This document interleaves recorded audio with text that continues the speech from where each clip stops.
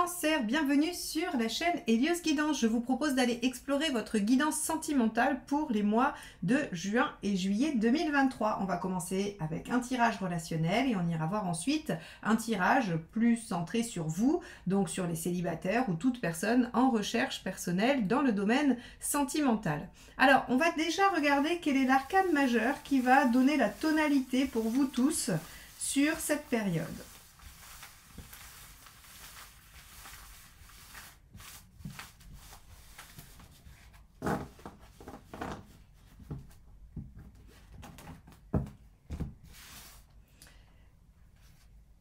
Le diable inversé. Alors avec le diable inversé, on a un peu de frustration. C'est-à-dire qu'on n'obtient pas tout à fait tout ce qu'on veut. On doit peut-être patienter ou en tout cas on doit être soumis à des choses qui ne sont pas vraiment en notre pouvoir. Avec le diable, on a aussi une période de retour à l'essentiel.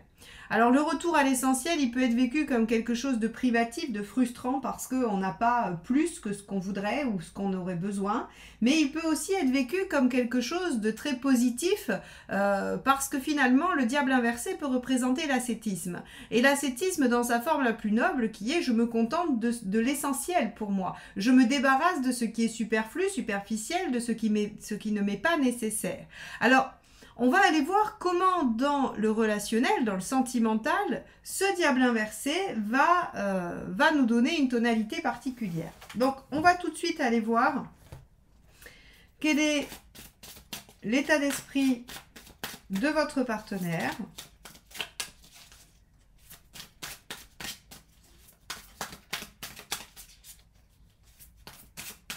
Hop là, ah ben ça sera celle-ci. Hop là, regardez, celle-ci s'est retournée dans le jeu toute seule. Alors, je suis obligée de les tourner pour avoir... Hop, regardez, c'est le 9 de bâton. Alors, le 9 de bâton, lui, ce qu'il indique, c'est que le partenaire semble être un peu en difficulté parce que le 9 de bâton demande à sortir de la zone de confort, demande à aller au-delà de ce que l'on sait faire, de ce dont on a l'habitude. Et donc, si vous voulez, le 9 de bâton, il met un peu... vous voyez, hein, ce loup, il n'est pas très content, il est un peu sur la défensive parce que on va lui demander de sortir de son précaré, on va lui demander de sortir de là où il est à l'aise. Donc, il y a visiblement pour le partenaire une situation qui lui demande d'aller un peu hors de ses sentiers battus, on va dire, hein, et ça peut le mettre un peu en difficulté. Très bien, on va aller voir votre état d'esprit.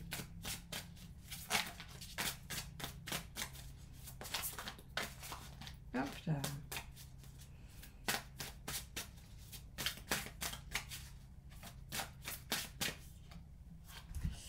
Alors, ici, on va être avec le... Alors, je vous le montre pour vous parce que moi, je l'ai vu, mais voilà, The Magician, c'est le battleur, le 1. Donc, vous, pour autant, vous êtes plutôt dans quelque chose de dynamique, de je veux mettre les choses en œuvre, je veux y aller, je veux démarrer, vous êtes enthousiaste, vous mettez de l'énergie dans quelque chose, et il y a surtout l'envie de démarrer quelque chose peut-être de nouveau, ou de redémarrer quelque chose, ou de réinjecter de la nouveauté dans la relation.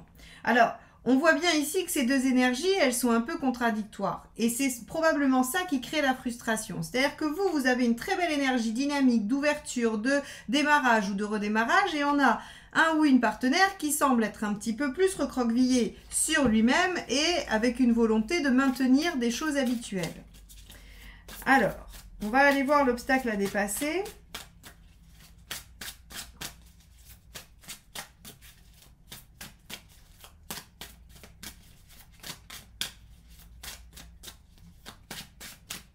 Celle-ci, elle me reste entre les doigts. Donc ici on a le monde, hein, on a le monde. Alors hop, pareil, je vous le montre, voilà, hop, voyez comme c'est beau, d'un seul coup on a l'impression qu'il s'illumine. Il est magnifique ce jeu de tarot, c'est le True Black Tarot, hein, pour ceux qui cherchent, voilà, regardez. Bref, le monde, en fait, si vous voulez, on va avoir plusieurs directions là sur la problématique. Soit on est sur une problématique d'épanouissement, d'aboutissement de projet, d'aller au bout de quelque chose qu'on s'est dit, d'où la frustration, hein, et la non-concrétisation. On voit bien encore une fois que ce qu'il y a en commun entre le diable inversé et le monde en aspect négatif, c'est-à-dire en problématique, c'est le fait de ne pas aboutir, de ne pas aller là où on avait prévu d'aller, de ne pas concrétiser. Et on a aussi la notion peut-être de déplacement avec le monde. le fait qu'il y ait peut-être un obstacle de distance, qu'il y ait quelque chose qui vous éloigne, qui vous sépare.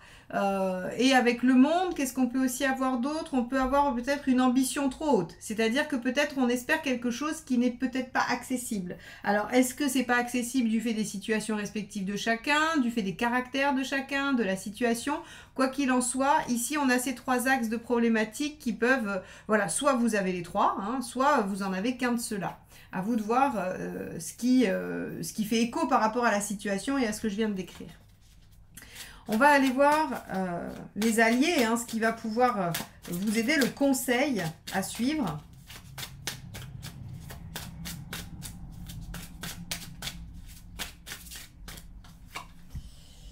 Le conseil à suivre, c'est le 3 de coupe. Alors ça, c'est intéressant. Alors, hop, pareil, je vous montre. Voilà, 3 de coupe. Très belle carte aussi. Le 3 de coupe vous conseille d'être dans la légèreté, le plaisir, dans les joies, dans les moments conviviaux. Alors, il y a deux aspects encore une fois. Soit on vous parle d'être dans ces moments de plaisir, de joie, de passion, d'intensité avec votre partenaire. Soit on vous propose, pour passer un petit peu l'étape de la frustration, de vous rapprocher de vos amis, des gens avec qui vous aimez être et de passer des bons moments. Parce qu'ici, hein, on voit très bien que... enfin, on voit très bien. En tout cas, moi, cette carte me parle du fait d'aller s'amuser, d'aller se divertir et d'être dans une énergie positive. C'est-à-dire que cette énergie du battleur que vous avez ici, elle demande à être utilisée, cette énergie. Si elle doit être contrainte parce qu'il y a un non-aboutissement avec quelqu'un qui freine des cas de fer, eh bien, il va falloir dépenser cette énergie autrement. Sinon, elle va rester à l'intérieur de vous et puis elle va se potentialiser. Et donc, le 3 de coupe vous dit allez extérioriser les choses par des loisirs, par du plaisir, par de la passion. Et si vous avez une problématique avec la personne sur le fait d'avancer et que ça ne marche pas, on vous dit, au lieu d'être plutôt dans une énergie de frein et difficile, essayez de revenir à du plaisir avec cette personne, à juste de la légèreté, le 3. Alors quand je dis légèreté, c'est pas forcément que les choses ne soient pas prises au sérieux, mais c'est par exemple faire des choses qui sont plaisantes, agréables, revenir sur du loisir, sur de l'échange agréable et pas sur des discussions difficiles ou des choses comme ça. Parce que ça vous aidera davantage que visiblement d'être juste dans l'attente. Alors on va aller voir justement ce qui n'aide pas. Ça va nous parler de ce que le 3 de coupe va combattre. Hop, bah, celle-ci est tombée. Il y en a deux qui sont tombées. Alors on va aller.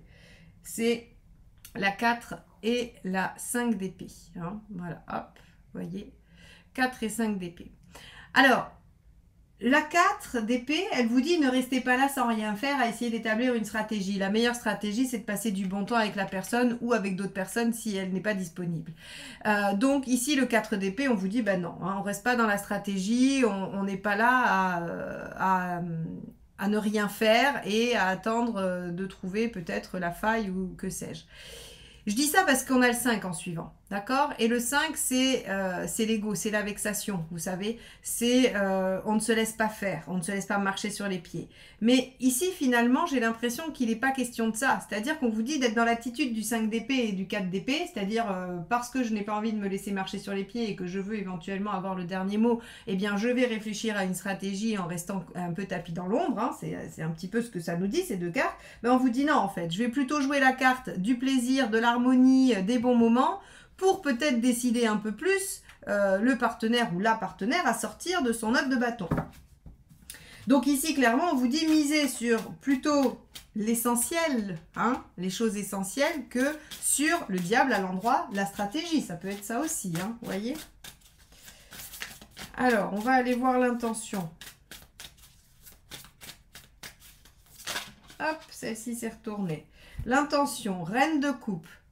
Très bien, parce que l'intention reine de coupe du partenaire signifie que le partenaire a quand même une envie de déployer quelque chose d'affectif avec vous, quelque chose qui engage quand même un peu. Hein. La reine de coupe, elle construit, elle s'engage, elle fait en sorte que son entourage soit en sécurité, soit soit, on va dire, serein, et elle avec. Hein. Donc, c'est-à-dire qu'il y a quand même un gage de stabilité, d'ancrage, d'engagement, d'écoute, de bienveillance, de douceur.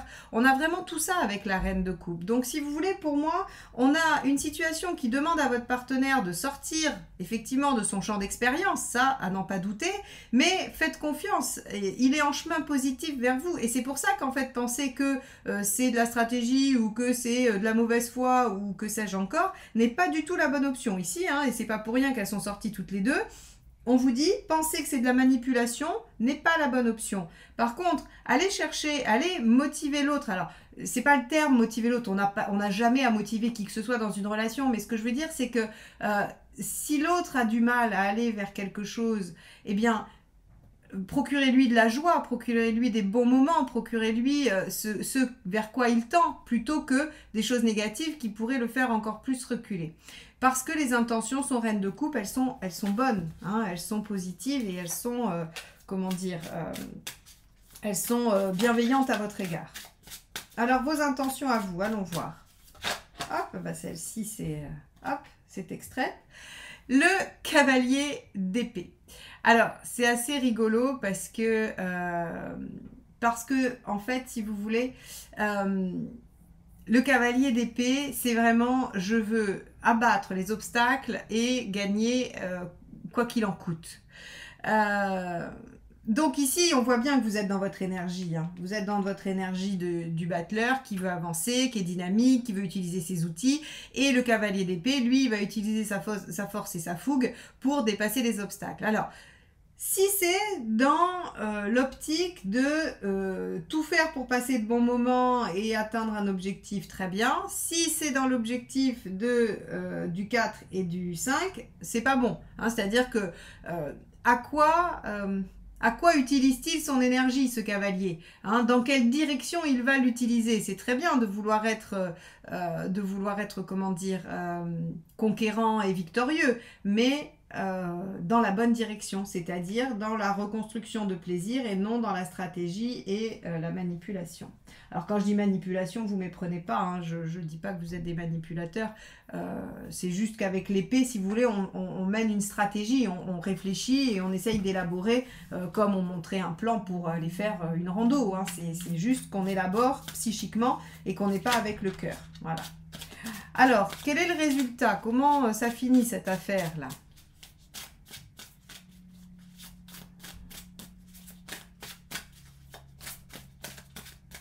Allez, c'est celle-ci. 5 de denier.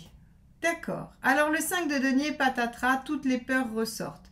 Parce que vous êtes obligé de revenir à l'essentiel, parce que vous n'aurez peut-être pas de résultats effectifs sur la période, vous allez être dans vos peurs, vous allez probablement avoir du mal à, à y croire, en fait. Hein. Vous allez avoir du mal à y croire, alors qu'ici, en fait, tous les indices sont au positif. Tout nous dit que y a une épreuve pour le partenaire, mais qu'elle n'est pas irréalisable, qu'il a de bonnes intentions, que c'est davantage avec le plaisir et le partage que vous allez amener l'autre à réaliser, à concrétiser plutôt que la stratégie. Seulement, vous, les faits ne vous permettent pas d'être serein. Alors, encore une fois, le 5 de denier, ce qu'il vient donner comme leçon, c'est que c'est pas fondé, hein, on le sait très bien. C'est pas fondé, les peurs ne sont pas réelles, elles sont le fruit de fonctionnements ou de situations qui ont créé ce traumatisme, cette peur ou ce réflexe. Alors, on va aller voir les 3 conseils. On a ici l'impératrice. Je vous la tourne pour que vous puissiez lire en fait, hein, parce que moi je le vois, mais avec la caméra, vous ne le voyez pas. Voilà, donc on a l'impératrice. L'impératrice, communication, prenez les choses en main. Alors moi je vous dirais prenez les choses en main pour organiser des choses sympathiques, hein, vraiment. C'est ça qu'on va vous proposer. L'impératrice, elle est aux commandes. Hein. Elle attend pas que les choses soient faites par ailleurs. Elle attend pas qu'on lui propose ou voilà. Elle n'est pas non plus, elle n'est pas dans l'établissement de stratégie, vous voyez. Donc c'est ça qui est assez intéressant avec cette impératrice, c'est qu'elle vous dit communiquer dans la joie, dans le plaisir, et puis mettez des choses en route. Et à mon avis, c'est des projets, hein, c'est mettre des projets en route. Deuxième conseil. Alors, hop. Deuxième conseil.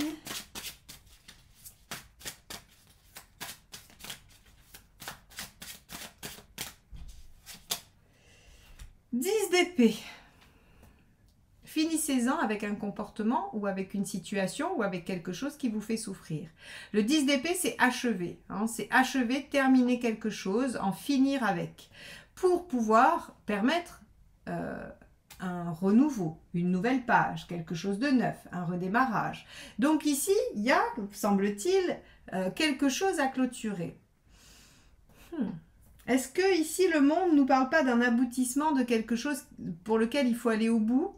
Ça peut être une éventualité et que c'est compliqué par rapport au partenaire qui semble être réticent, tout en ayant la volonté malgré tout. Hein. C'est ça qui est assez dissonant chez le partenaire et qui doit vous faire beaucoup douter et ressortir votre 5 de denier. C'est qu'en fait, si vous voulez, on a un partenaire qui semble avoir peur de ce qu'il met en œuvre et pour autant, il y a une grande envie. Donc ça doit vous donner des signaux qui sont un peu contradictoires et qui vous font penser qu'il y a manipulation ou tromperie ou mensonge ou voilà, ce genre de choses. Alors qu'il n'en est rien. Maintenant, le 10 d'épée vient nous signaler qu'il y a quand même quelque chose avec lequel il faut en finir. Et il faut que vous preniez les choses en main avec l'impératrice. C'est peut-être vos peurs, hein. Voilà. Hop, bah celle-ci s'est extraite toute seule.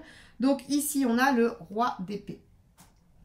Le roi d'épée, il nous dit, vous avez les moyens de concrétiser ce que vous souhaitez, vous avez les moyens de mettre en œuvre ce que vous voulez réaliser, vous avez l'intelligence de pouvoir faire ce qu'il faut, hein. C'est-à-dire qu'en fait, si vous voulez, le roi d'épée, il vous dit que vous avez un très bon intellect, qui réfléchit très bien, qui sait les choses. Et donc, en fait, ce que je vous dis là, quand je vous dis que ce n'est pas la bonne solution, vous le savez au fond de vous, en fait. Vous l'avez compris que ce n'était pas la bonne stratégie, entre guillemets. Et que la meilleure stratégie, c'était celle du cœur. Et de revenir à l'essentiel. Et donc, en fait, le roi d'épée, ce qu'il vous dit, le conseil qu'il vous donne, c'est de continuer à réfléchir à la situation et à ce qui serait la meilleure issue, la meilleure façon j'allais dire, conclure ou de concrétiser. Alors, les conseils, ils sont assez originaux, je dois vous l'avouer, par rapport au tirage. Mais on a l'impression ici d'avoir un partenaire très en difficulté pour avancer, pour aller valider ou concrétiser quelque chose. Et donc, si vous voulez, vous allez devoir faire preuve à la fois de compréhension, d'écoute, mais en même temps de catalyseur, parce que votre énergie, il faut bien la mettre quelque part, et en même temps j'allais dire, de réalisateur, parce que vous allez orchestrer tout ça. Et votre énergie du cavalier d'épée aussi est très très forte.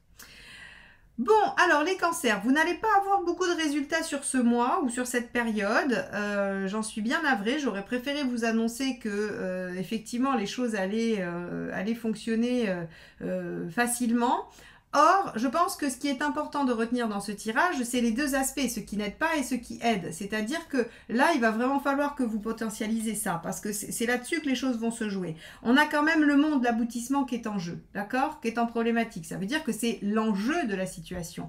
Donc, si vous voulez être victorieux, utilisez cette énergie du battleur, du cavalier, pour mettre en place des projets tels l'impératrice, mais des projets de loisirs et non pas des stratégies qui vont vous amener à essayer d'obtenir des choses et de contrer vos peurs. Voilà. Voilà ce que je peux vous dire sur ce tirage relationnel. On va aller voir le tirage de vie émotionnelle pour les célibataires. Alors, tirage de vie émotionnelle.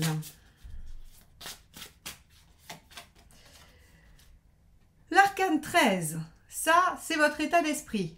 D'accord. Vous voulez changer radicalement. L'arcane 13 en état d'esprit, c'est pas un événement. Ça vous dit pas qu'il va y avoir une rupture ou quoi que ce soit. Ça vous dit, en fait, qu'il va y avoir une transformation. Regardez comme c'est très joli. Oh. Très très beau ce tarot. Il y a donc oui, vous êtes dans un esprit de transformation parce que vous voulez changer radicalement quelque chose. Alors soit votre situation, soit votre comportement, soit une blessure. En tout cas, il y a quelque chose que vous souhaitez modifier radicalement. Très bien. On va aller voir ce que vous voulez.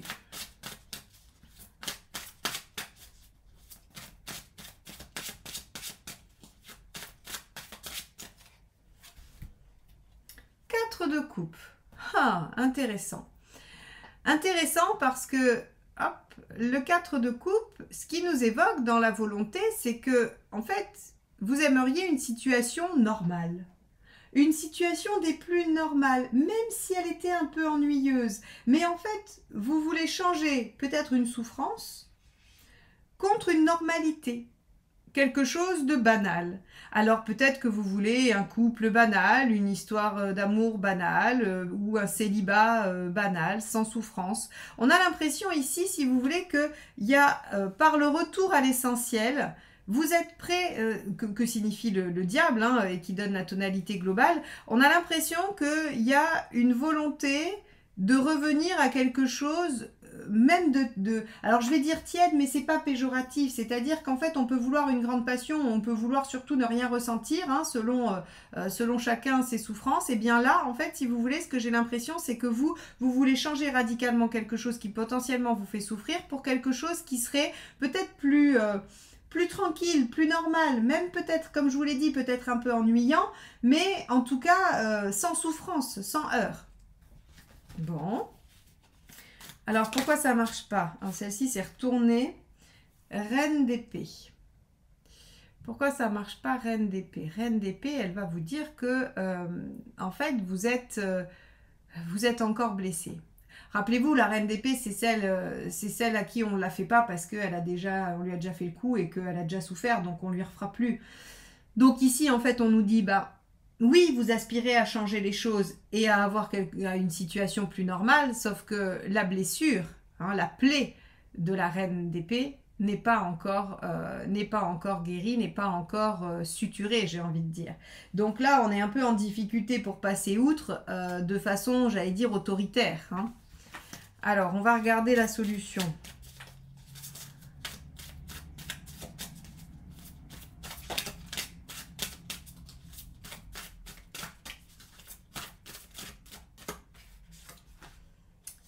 La lune. Alors la lune, hop, je vous le montre, voilà.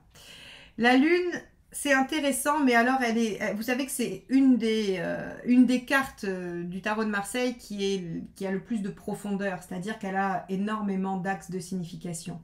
La lune, elle va nous parler de fécondité, elle va nous parler de créativité, elle va nous parler de lenteur, elle va nous parler d'humeur variable, elle va nous parler de prendre soin de soi, elle va nous parler d'inconscient, de ce qui se cache, Bon, donc vous voyez, on a plein d'axes. Et là, si vous voulez, en fait, ce qu'on vous dit directement avec la lune, c'est prenez soin de vous et allez dénicher ce qui est caché. C'est-à-dire que, oui, vous avez envie que ça change. Et évidemment que vous avez envie que ça change. Parce que il y a une souffrance derrière cet arcane 13. Vous aspirez à quelque chose de plus simple, de plus paisible. Mais les blessures de la Reine d'épée, elles sont toujours là, elles sont toujours actives. Et malgré tout, vous ne pourrez pas faire fi de ça. C'est-à-dire que même si vous voulez rencontrer quelqu'un de radicalement différent par rapport à ce que vous avez connu, eh bien en fait, vos blessures font que vous êtes peut-être dans un cercle qui vous ramène toujours à mettre les mêmes choses en place. La lune ici, elle vous dit... soignez ça, trouvez en vous les solutions pour déjouer ce qui se joue inconsciemment, prenez soin de vous et il y a une espèce de retour sur soi avec la lune qui ne favorise pas la rencontre. Hein, voilà, c'est-à-dire qu'on favorise plutôt le travail intérieur et même le travail thérapeutique. Alors, on va voir l'issue à court terme en suivant la lune.